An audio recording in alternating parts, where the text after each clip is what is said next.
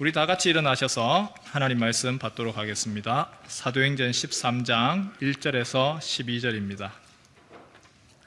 사도행전 13장 1절에서 12절 말씀입니다. 안디옥 교회에 선지자들과 교사들이 있으니 곧 바나바와 니게르라 하는 시므온과 구레네 사람 루기오와 분봉왕 헤롯의 젖동생 마나엔과 및 사울이라.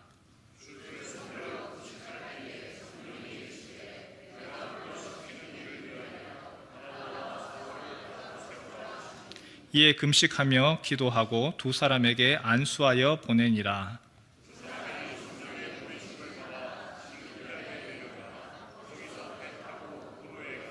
살라미에 이르러 하나님의 말씀을 유대인의 여러 회당에서 전할세 요한을 수행원으로 두었더라.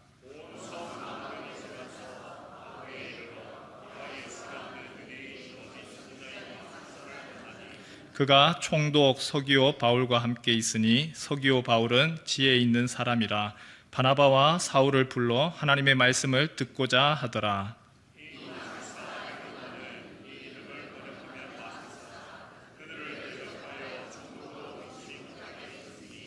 바울이라고 하는 사울이 성령이 충만하여 그를 주목하고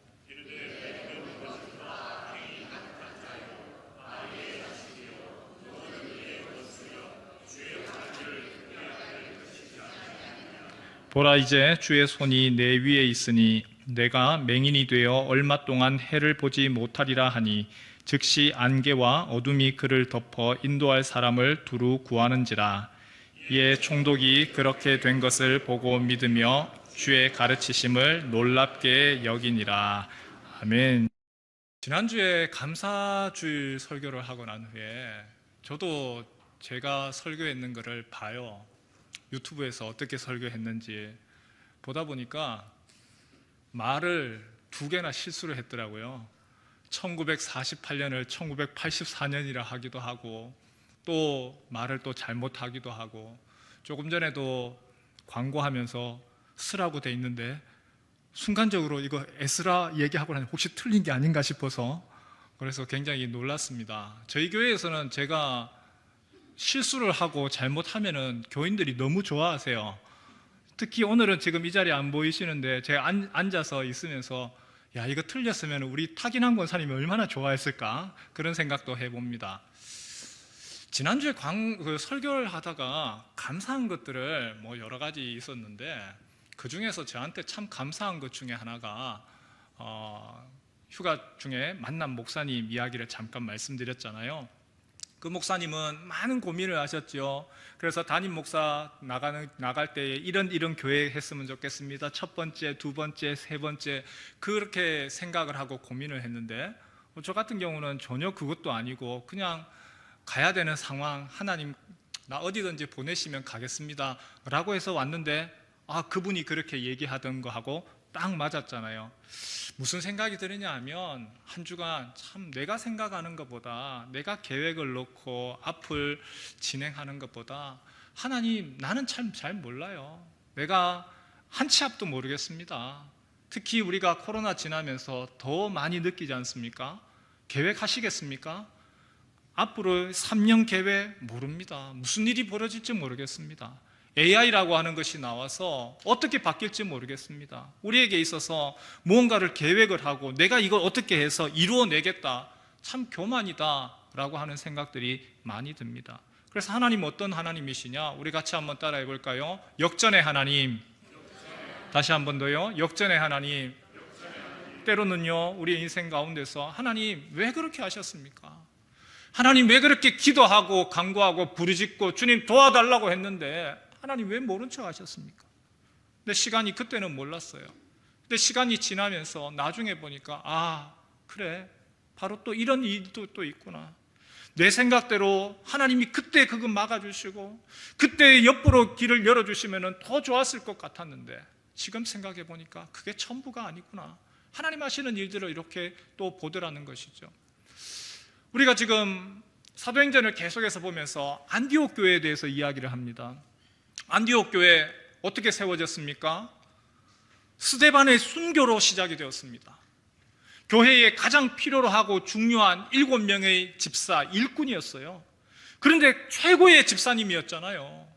이분은 성령으로 충만하고 지혜가 충만하고 어디 내놓아도 빠지지 아니하는 그 1번이었습니다. 그런데 그 1번을 돌에 맞아서 죽게 했던 사람이 있었습니다. 그가 바로 사울이었습니다. 스데반의 순교와 사울의 환란 똑같이요. 그렇게 해서 사람들이 도망을 가야만 했어요. 멀리 도망갑니다. 나라를 넘어서 도망갑니다. 그리고 도망하는 가운데 세웠던 교회가 바로 로마의 3대 도시 중에 하나인 안디옥이었습니다. 그곳에 복음을 전하고 이방인들에게 복음을 전하기 시작하고, 그리고 그 교회가 점점 세워지면서 그리스도인이라, 사람들이 그리스도인이라, 다르다, 유대인과 다른 그리스도를 따르는 사람이라 그 이름이 주어졌고, 그리고 그들이 이제는 자신의 것을 나누기 시작을 했습니다. 부조했죠. 예루살렘 교회가 어려우니까 우리가 가만히 있을 수가 없다, 우리가 한 형제로서, 예수의 한 형제로서 함께 도와야 되지 않겠느냐, 바로 그 일들을 해 나갔던 겁니다. 예전에 한 몇 년 전에 이 얘기를 한번 드린 적이 있습니다. 안디옥 교회하고 참 흡사해요. 1966년도에 중국에서 문화 대혁명이 일어났습니다. 홍위병 사건이죠. 중국적이지 아니한 것은 다 없앴습니다. 중국적이지 아니하다, 우리의 전통을 따르지 아니한다, 모든 것을 다 말살하는 정책이었습니다. 당연히 그 가운데서는 기독교가 들어가죠. 서양 사람들로부터 들어왔으니까 선교사들 다 추방됐습니다. 다 철수했습니다. 성도들은 어떻게 했습니까? 성도들도 당연히 고난받죠. 핍박받죠. 난립니다. 돌아다니면서 불질러버리고 예배당 엉망뿐만이 아니라 성도들 가정 가운데서도 핍박이 엄청났습니다. 더 이상 그 핍박을 감당할 수는 없고 이 믿음은 지켜야 되겠으니까 어떻게 했죠?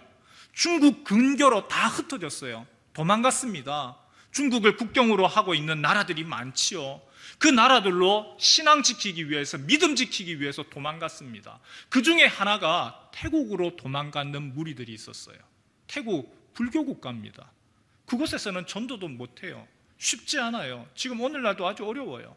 그런데 그 태국으로 가서 그분들이 무엇을 했느냐, 신앙 지키겠다고 제일 먼저 한 것이 교회를 세웠습니다. 1966년도, 67년도 그 어간에. 그리고 초등학교 아이들 교육을 시켜야 되니까 초등학교를 세우고 중학교, 고등학교, 대학교까지 세웠습니다. 정식으로 정부에서 인정한 대학교입니다. 그 대학교의 이름이 뭐라고 지었을까요? 불교 국가인데 그곳에서 지은 이름이 크리스찬 대학교입니다. 그리고 그 안에 신학과가 있어요. 목회자를 길러내고 선교사를 길러내는 신학과가 있어요. 제가 태국에 한번 거기를 방문을 했었는데 깜짝 놀랐습니다. 어떻게 된 이유냐고 물어보니까 바로 사도행전에서처럼 스데반의 순교와 사울의 핍박처럼 1966년도 중국에 오히려 문화 대혁명으로 말살 정책 때문에 있을 수가 없어서 도망왔던 사람들이, 그들이 그곳 가운데서 태국에서 바로 교회를 세우고 바로 신학교를 세우게 되어지고 그곳에서 선교할 수 있도록 목회자들 길러내는 바로 전초기지를 만들었다는 거예요. 여러분, 참 이것이 앞에서 말씀드렸던 역전하시는 하나님의 일 아닙니까? 우리가 보기에는 왜 그런 일이 있습니까? 아픔과 고통 누가 좋아하겠습니까? 하나님 왜 그렇게 그때는 막으시지 않으셨습니까? 그러나 세월이 지나 보니까 그런 일들, 하나님의 새로운 하시는 일들이 보이더라는 거죠. 오늘 안디옥 교회도 마찬가지입니다. 하나님이 안디옥에 교회를 세우시고 새로운 일을 진행해 나가십니다. 13장 들어오면서요, 새로운 일이 일어나요. 그 첫 절 한번 볼까요? 1절을 한번 볼까요?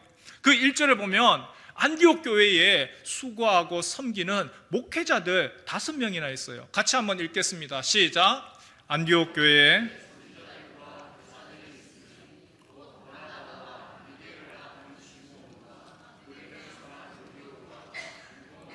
헤롯의 젖동생 마나인과 사울이라. 우리 교회 교인들은 다들 우리 주보 특별한 거 있습니까? 여러분들이 보실 때 주보 왜 이렇지, 혹시 이런 거 있나요? 다른 교회 분들이 우리 교회 오셔가지고는 주보 보고 이 교회 희한하네 라고 합니다.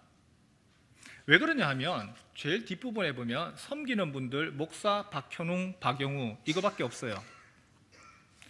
보통은 주보 위에 일면에 부산 문영교회 담임 목사 누구 씁니다. 그리고 주보 안쪽에도 순서지에 보면 설교 담임 목사 누구 혹은 누구 담임 목사 이름 씁니다.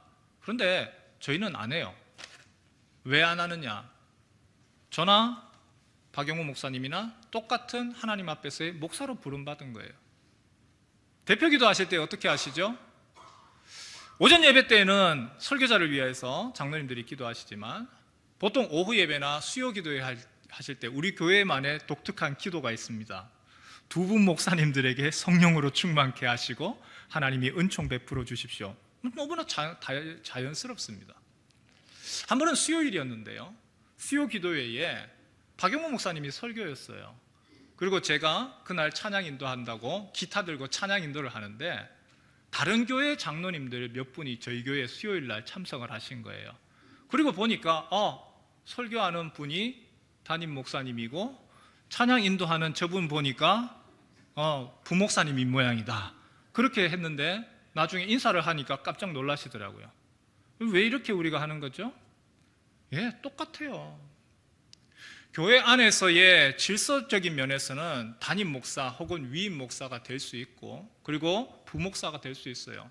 그러나 똑같은 하나님 앞에서의 우리는 사명받은 사람이에요. 누가 더 높고 누가 더 낮고 없어요. 부목사, 부자, 어떤 분은 아니 부자랍니다. 신방을 부목사님이 신방 갔는데 첫 마디가 뭔지 아십니까? 목사님은요? 부목사님은 목사도 아닌 거예요. 어떤 교회는 가면은요, 부자를 아주 부족한 걸로 알아요. 부족한. 근데 이 부자가 무슨 부자인 줄 아세요?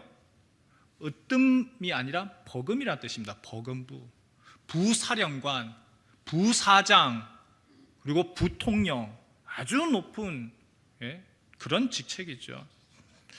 교회가 1절 말씀을 보니까 안디옥 교회도 그래요. 누가 담임 목사인지 누가 부목사인지 알 수가 없어요. 명단 다시 한번 띄워주실래요? 여기에 보면 안디옥 교회에 5분이 있습니다. 첫 번째가 바나바지요.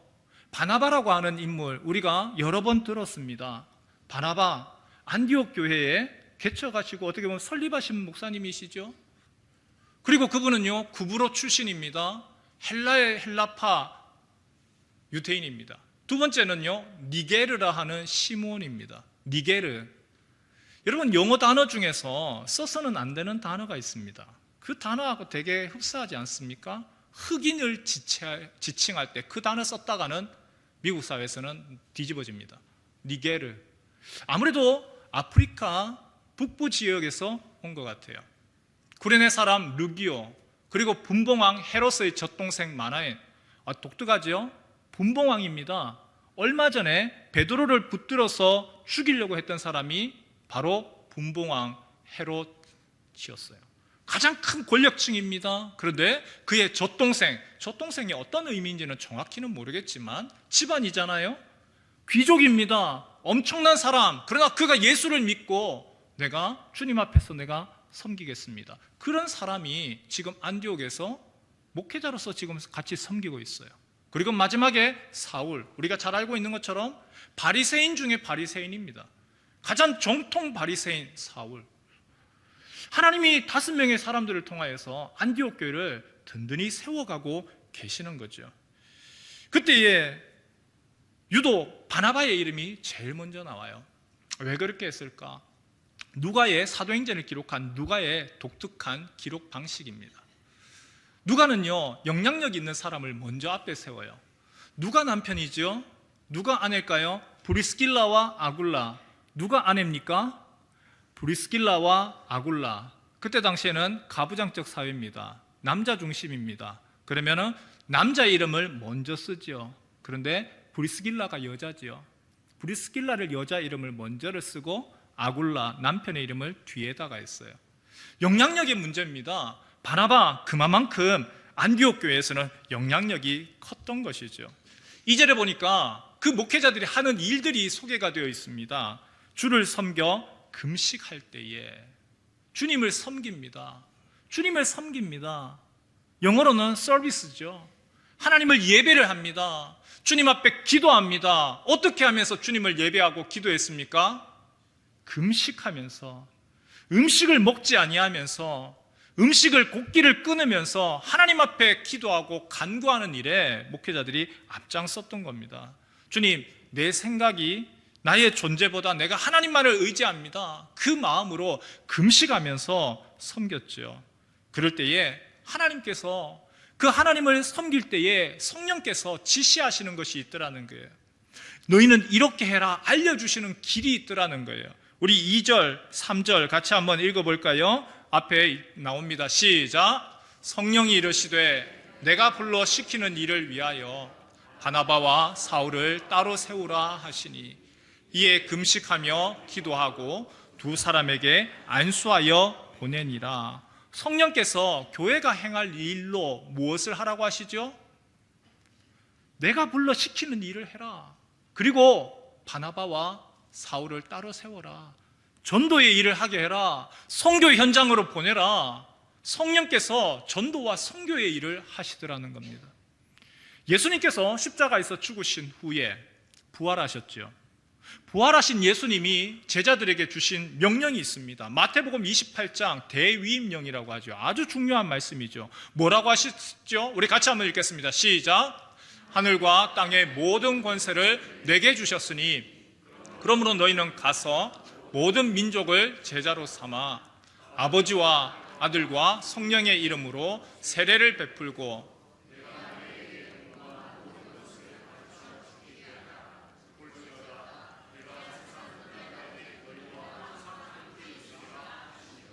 한 문장입니다. 동사가 지금 몇 개예요? 동사가 4개가 있어요. 그러므로부터 시작하여서 가라 동사죠. 가라. 그리고 핵심되는 동사는 이거죠. 제자 삼아라. 같이 한번 따라할까요? 가서 제자 삼아라. 예수님이 제자들에게 명령하신 것이 있습니다. 가라. 가서 제자 삼아라. 그리고 세례를 베풀면서 그리고 가르쳐 지키게 해라. 예수님이 무엇을 기대하셨습니까? 가라. 가서 제자 삼아라. 전도의 일을 해라. 선교의 일을 해라. 예수님이 바로 그것을 명령하셨어요. 지난주 광고 시간에 제가 현수막을 이렇게 얘기하면서 내년에는 이것도 하나 추가되었으면 좋겠습니다 한 것이 있습니다. 무엇인지 기억나십니까? 뭘 하기를 원했었죠? 단기 선교 하기를 원했어요. 내년에는 우리 교회도 단기 선교했으면 좋겠습니다. 여러분, 단기 선교를 하기 위해서 많은 비용이 필요합니다. 많은 희생이 필요합니다. 그리고 성도들이 또 후원과 헌신이 필요합니다. 왜 단기 선교해야 될까요? 동남아를 단기 선교 가기 위해서 비행기값, 캄보디아, 필리핀 비행기값이요 70에서 최소 80만 원이에요. 그러면 거기서 일주일 동안을 머문다. 체류비가 얼마일까요? 호텔에는 안 간다 하더라도 그냥 선교지에서, 그냥 선교지 교회에서 자요. 그런데도 비용이요 아무리 못해도 1인당 120에서 150만 원이 들어요. 단기 선교 보내려고 하면 우리도 한번 보냅시다 라고 해서 보내는 게 아니고요, 연초부터 계획을 해야 되고 비행기 티켓 구해야 되고요. 선교팀이 120만 원, 150만 원 못 하잖아요. 그러니까 교회가 보통은 반을 지원을 해줘요. 아니면 어려우면 한 3분의 1 정도만 교회가 지원을 해주고 3분의 2, 100만 원 정도는 본인이 내야 돼요. 굉장히 큰 금액 아닙니까? 선교팀 10명만 하더라도 1,500에서 2,000만 원이 넘어요. 그런데 그 비용 들여가면서 왜 단기 선교 보낼까요? 왜 선교 현장으로 학생들, 청년들 왜 보내는 줄 아십니까? 이유가 있습니다. 선교만큼 사람을 변화시키고 훈련시키는 다른 어떤 프로그램도 없기 때문에 그렇습니다. 선교 현장 갔다 오면 사람이 바뀌어요. 선교 현장에 가서 체험하고 경험하고 나면 사람의 눈이 떠져요. 하나님에 대한 열망과 기도가 깊이가 달라져요. 여러분, 가만히 한번 냉철하게 한번 생각해 보세요. 단기팀 언어가 되기를 합니까? 아니면 최소한 목회자들만큼 목회적인 스킬이나 아니면은 사역에 대한 눈이 있기를 합니까? 아무것도 없습니다. 단기 선교 가서 뭐 하는 줄 아세요? 단기 선교 가면요, 선교사님 집 고쳐주고요, 울타리 페인트 치고요, 잡초 제거하고요, 아니면은 부채춤 추고요, 태권도 보여주고요, 요즘에는 K문화라고 해서 K컬처라고 해서 그래도 음식 만들어가지고 만두 빚고 떡볶이 해가지고 한국인의 밤 해서 초청해서 전도 행사라도 할 수는 있네요. 여러분, 그거 하는 거예요. 그거 하는데 그 비용 들여가면서 그렇게 보낼 이유가 무엇이 있습니까? 그런데 그렇게 보내었을 때에 변화되는 일이 일어나더라는 거예요. 단기 선교 위하여서 가겠다고 하면요, 먼저 기도 준비부터 합니다. 선교 현장 가서 내 힘으로 하는 게 아니니까 기도하는 거죠. 금식하면서 기도는 못한다 할지라도 주님, 우리가 어떻게 하면 좋겠습니까? 기도합니다. 그리고 우리가 할 수 있는 게 뭐가 있어요? 뭐 서툴지만 그 나라 말로 그래도 전도하려고 어떻게 전도해야 될지 핵심 메시지 그거 외워요. 그리고 그들을 위하여서 또 훈련도 받고 한 주간 현지인들 그들 사랑하겠다고. 전도 현장 가면요, 선교 현장 가면 호텔에서 지내는 것도 아니죠. 가장 그 사람들 현지인들하고 똑같이 살아갑니다. 그런데 우리 이거 알죠? 자식들을 키우는 제일 좋은 방법은 여행을 시키는 거죠. 단순하게라도 해외여행 시켜보고 돌아다녀 보면 아이들의 눈이 달라지고 폭이 넓어져요. 하물며 단기 선교는 어떻겠습니까? 좋은 여행은요, 좋은 호텔에서만 있다가 오지만 단기 선교는 그 현장 7일 동안 10일 동안 그 현지인들이 살아가는 것하고 똑같이 살아갑니다. 그들의 문화를 경험을 합니다. 그리고 그곳에서 복음을 전하고 기도하고, 이걸 알기 때문에 이걸 아는 교회는요, 계속해서 단기 선교 보내는 겁니다. 규모 있는 교회가 왜 그렇게 할까요? 없으면서도 불구하고 빚내어서라도 자녀들한테 교육시키고 가르치듯이 그래서 보내는 겁니다. 비용 많이 듭니다. 그러나 한번 갔다 오면요, 열매가 있습니다. 11조, 하나님이 최소한 11조의 역사는 허락하십니다. 한 명은 최소한 바꾸시거든요. 그래서 절대 선교 밑빠진 독에 물 붓는 것이 아니고 최고의 투자죠. 그리고 최고의 효율을 거두는 길입니다. 성령께서 전도의 영이십니다. 그리고 선교의 영이십니다. 안디옥 교회 지금 무엇을 요구를 하실까요? 그 안디옥 교회에 너희가 전도하러 나가거라, 선교하러 나아가라. 하나님이 이제 성령께서 그 일들을 행해 나가시더라는 겁니다. 안디옥 교회 성령께서 뭐라고 이야기하십니까? 핵심되는 내용 보니까 이렇죠. 내가 불러 시키는 일을 위하여 바나바와 사울을 따로 세우라. 같이 한번 따라할까요? 내가 불러 시키는 일을 위하여 바나바와 사울을 따로 세우라. 성령께서 누구를 지금 세우라고 했습니까? 바나바와 사울입니다.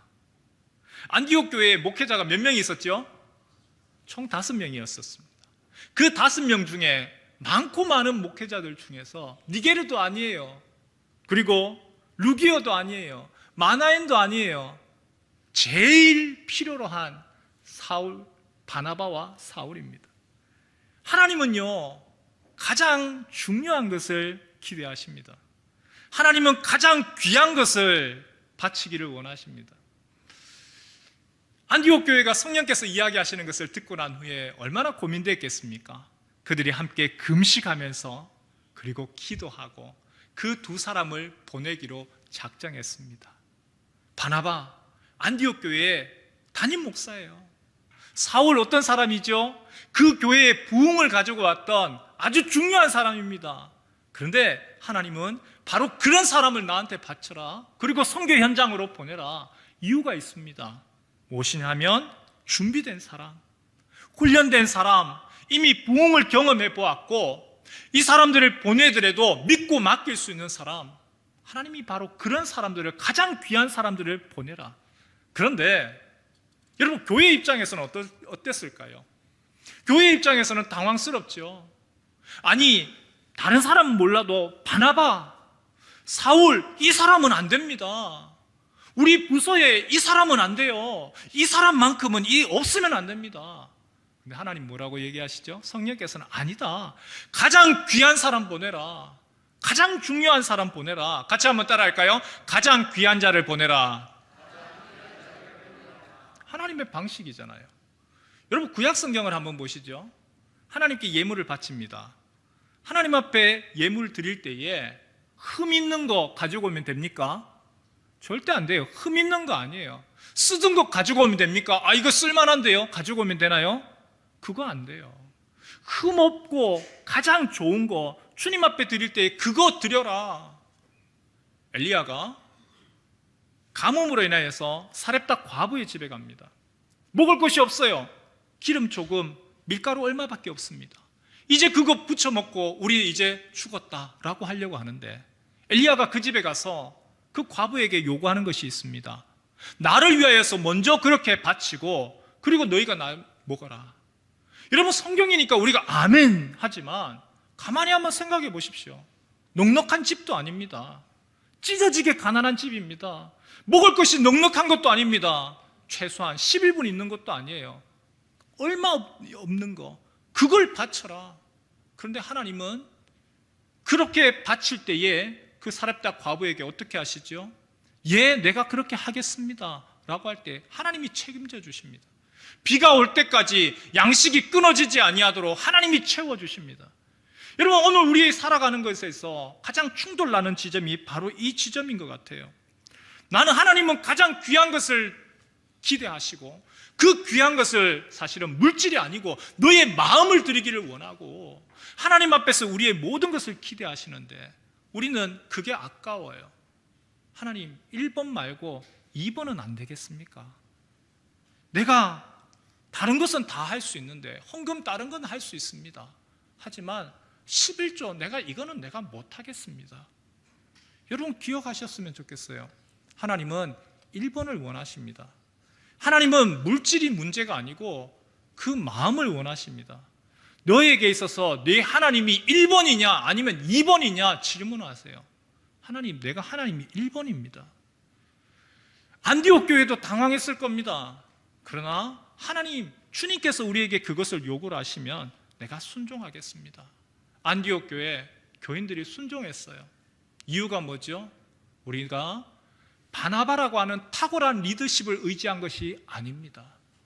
우리는 사울이라고 하는 특별히 훌륭한 선생님을 의지한 것이 아닙니다. 우리가 의지한 것은 우리를 인도하시고 우리가 섬기는 그 하나님을 의지했습니다. 여러분, 우리가 무엇을 의지해야 되죠? 사람을 의지하는 것이 아니고 오늘 이 상황 가운데서도 여전히 행하시는 그 하나님, 그 성령을 의지하며 나아가시길 주님의 이름으로 축원합니다. 안디옥 교회가 그 성령을 의지했습니다. 그래서 가장 귀한 것을 이렇게 드려라, 바쳐라. 예, 지금까지도 인도하시는 하나님, 우리가 그것을 드리겠습니다. 우리가 이 모습을 보고 우리가 본받을 수 있어야 되겠죠. 주님이 떠나라 하면 떠날 수 있어야 되죠. 아닙니다. 나는 못합니다. 여기가 내가 어떻게 일구은 것인데, 내가 어떻게 수고한 것인데 난 못합니다가 아니라 주님이 가라 하면 가는 거예요. 주님이 서라고 하면 서는 거예요. 내 없으면 교회 안 돼요? 아니요, 잘 돌아가요. 여러분, 그러한 망상을 하시면 안 되죠. 주님이 가장 최고의 선생 바나바와 사울에 대해서도 떠나라 하면 떠나는 거예요. 성령께서 그런 일들에게, 그 순종하는 이에게 성령이 함께 하십니다. 4절부터에 보니까 성령의 보내심을 받은 바나바와 사울의 선교 여행이 소개되죠. 지도 한번 보여주실래요? 바나바와 사울, 안디옥 교회에서 파송을 받았습니다. 그리고 마가라고 하는 수행원을 데리고 선교 여행을 갔습니다. 제일 먼저 간 곳이 어디냐? 안디옥에서 실루기아라고 하는 해안 도시에서, 그곳에서 배를 타고 구브로 섬에 들어갑니다. 처음에는 동쪽 살라미에서 이제 서쪽으로 바보라고 하는 곳으로 넘어가죠. 여러분, 이 구브로 섬이요, 얼마나 큰 섬이냐 하면, 구브로 섬은 바로 지중해에서 세 번째로 큰 섬이에요. 쉽게 말하면 제주도보다 5배가 커요. 그런데 역전의 하나님이 무슨 일을 하시죠? 지금 이 구브로 섬에 누구를 보내십니까? 바나바와 누구를 보내죠? 사울을 보내요. 여러분, 이 구브로 섬은요, 바나바의 고향이기도 하지만 스데반이 순교당하고 그리고 사울의 핍박으로 인해서 도망갔던 사람들이, 많은 그리스도인들이 도망간 곳입니다. 어디로? 바로 구브로로. 그런데 그 도망간 곳에 우리 주님이 사울을 뒤집으셔서 복음 들고 나아가서 전도하는 곳으로 하나님이 바꾸시더라는 거예요. 역전하시는 하나님, 새롭게 하나님 아시죠? 바나바와 그리고 사울이 그곳을 찾아갔습니다. 그리고 그곳에서 선교사들이 만난 사람들이 있습니다. 총독입니다. 총독 이름이 서기오 바울입니다. 이 사람은 로마인이에요. 그리고 이 사람은요, 빌라도처럼, 우리가 아는 빌라도처럼 고위 관료입니다. 황제가 보낸 사람이죠. 바나바와 총독이 복음을 전하기를 원했고, 그 총독 또한 바나바와 사울을 불러서 하나님의 말씀 듣고 싶어 했어요. 그런데 방해하는 사람들이 있더라는 거예요. 그 방해하는 사람 누구냐? 마술사라고 하는, 바로 바예수라고 이름하는 사람이죠. 방해를 놓습니다. 이때 사울이 어떻게 하죠? 우리 같이 한번 읽을까요? 그 사람은 아주 성령으로 충만하여서 꾸짖습니다. 10절에서 11절 말씀 같이 읽죠. 시작. 이르되 모든 거짓과 악행이 가득한 자요, 마귀의 자식이요, 모든 의의 원수여, 주의 바른 길을 굽게 하기를 그치지 아니하겠느냐. 보라, 이제 주의 손이 내 위에 있으니 내가 맹인이 되어 얼마 동안 해를 보지 못하리라 하니, 즉시 안개와 어둠이 그를 덮어 인도할 사람을 두루 구하는지라. 뭐라고 지금 사울이 야단하죠? 거짓과 악행이 가득하다, 마귀의 자식이라, 모든 의의 원수라, 주의 바른 길을 굽게 하기를 그치지 않는 자라. 그러면서 사울이 뭐라고 하죠? 너의 눈에 네가 맹인이 될 거다. 너의 눈에 안개와 어둠이 너를 덮을 거다. 여러분, 사울이 다메섹에 갔습니다. 예수 믿는 사람 잡으려서 결박하려고 갔습니다. 그때에 큰 빛이 비추어서 그가 무엇이 되었죠? 맹인, 못 보는 사람이 되었습니다. 자기를 인도할 사람을 구했습니다. 그랬던 사울이 이제는 그리스도 안에서, 예수 안에서 바뀌어져서 방해하는 그를 향하여서 성령으로 말미암아 그에게 꾸짖습니다. 너가 맹인이 되어서 너를 인도할 사람을 찾을 것이라. 그리고 그 놀라운 모습을 보면서 총독이 어떻게 반응을 하죠? 12절 말씀해 보니까, 이에 총독이 그렇게 된 것을 보고 믿으며 주의 가르치심을 놀랍게 여기더라. 총독이 놀라워합니다. 그리스도를 믿게 되었다는 그런 뜻입니다. 여러분, 기적과 이적이 왜 필요하죠? 기적과 이적이 필요한 이유는요, 하나님의 말씀이 사실이다, 그 말씀에 능력이 있다, 내가 사람을 설득하고 설복시키기 위한 것이 아니고 먼저 능력을 보여주고, 그리고 이 말씀이 살아서 역사하시는, 하나님이 하십니다 라고 하는 것을 드러내기 위하여서, 그래서 이적과 기적이 필요합니다. 성령께서는 어떤 분이시냐? 예수의 영이십니다. 예수 그리스도를 드러내고 예수를 전하기 위하여서 성령께서 함께 하시더라는 것이죠. 저는 우리 교회가 이런 일들을 있었으면 좋겠습니다. 그리고 기도했으면 좋겠습니다. 하나님, 믿음의 역사가 많이 일어나게 해주십시오. 이적과 기적 하나님 일어나게 해주십시오. 우리 그냥 자랑하기 위해서가 아니라 하나님 살아계시는 역사를 드러내고 증거하기 위해서, 그래서 주님 이런 일이 일어나게 해 주십시오. 바울이 이렇게 이야기하지요. 고린도전서 2장 4절에서 5절 말씀 같이 한번 읽겠습니다. 시작. 내 말과 내 전도함이 설득력 있는 지혜의 말로 하지 아니하고 다만 성령의 나타나심과 능력으로 하여 너희 믿음이 사람의 지혜에 있지 아니하고 다만 하나님의 능력에 있게 하려 하였노라. 우리가 전도하러 나아가서 사람들한테 막 교회 가가지고 이거 좋다 저거 좋다 설득하는 것이 아니라, 하나님이 성령께서 나를 통하여서 능력을 나타내시고, 그래서 이 능력 바로 같이 한번 가자, 주님께로 가자, 능력 전도를 할 수 있는 우리 모두가 되었으면 좋겠습니다. 말씀을 준비를 하고 정리를 하는데 몇 가지 키워드가 계속해서 떠올랐어요. 첫 번째가 무엇이냐? 금식이었어요. 금식. 성도 여러분, 여러분에게 있어서 금식 언제 하십니까? 살 빼기 위해서? 다이어트? 그때만 금식하나요? 금식 언제 하죠? 하나님 주님을 섬길 때에 금식할 수 있습니다. 하나님, 나에게 있어서 주님을 온전히 섬기기를 원하고 주님, 나에게 있어서 답답함이 있고 하나님 어떻게 해야 될지 모르겠습니다. 그 가운데서 금식하는 거죠. 주님, 내가 금식하며 주님께 부르짖습니다. 금식하며 간구할 때 성령께서 말씀하시는 은총 허락하여 주옵소서. 또 한 가지가 있죠. 역전의 하나님. 하나님, 우리의 인생에 있어서 너무 짧게 보지 마시고 지금 내 앞에서의 문제들을 하나님이 어떻게 바꾸시고 어떻게 역사하실 것인지 우리가 그러한 긴 눈을 가졌으면 좋겠습니다. 그리고 주님, 내가 금식하며 성령께서 말씀하시는 것에 순종하겠습니다. 내가 가는 것이 아니고 성령님 인도하시고 그 걸음 한 걸음 한 걸음 나아가게 하옵소서. 우리 모두의 그 고백, 우리 모두의 나의 인생길 성령께서 인도하시고 나는 계획 못합니다. 나는 모릅니다. 그러나 주님 인도하시는 대로 왔더니 여기까지 왔습니다. 그 고백하실 수 있는 우리 모든 성도 되시길 주님의 이름으로 축원합니다.